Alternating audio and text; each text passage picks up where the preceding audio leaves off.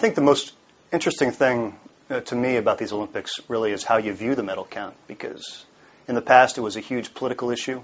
Time of the Cold War, 1936 Olympics in Berlin, obviously, who had the most medals really mattered.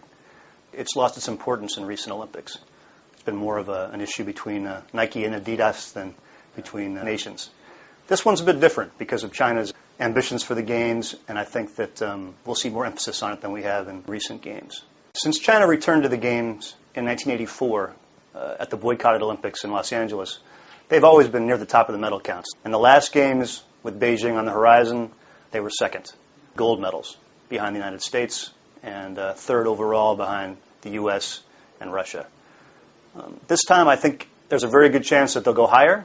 There's a lot of discussion about whether they will lead the medal count or not. We did some calculations last year and found out that if you examined all the world championships, the most recent ones in different sports that would apply to Olympics in 2006 and 2007, surprisingly, the Chinese were still behind the United States. In the last 7 or 8 years, the Chinese have tried to change their Olympic approach somewhat. They traditionally have made their marks in sports that would be considered minor for other nations. In the last 7 or 8 years, they've tried to change that and put a lot of focus and training into the major sports: swimming, track and field, basketball, things of that nature. They still are behind the major nations in those sports. And one of the advantages of those sports is that they produce a lot of medals.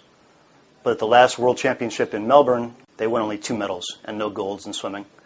And in track and field, last year in Osaka, they won just 3 medals. Big Chinese medal counts will come from traditional sports like table tennis, where they swept the World Championships last year. They'll come from diving. They'll come from weightlifting now, which has become a Chinese powerhouse, with the women especially doing well. You'll see it in shooting.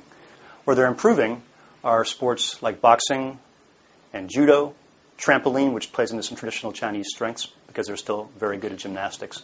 So I think China's made progress. I could see them leading the medal count very easily in London in 2012, but I still don't see it here. For the International Herald Tribune, this is Christopher Clarey.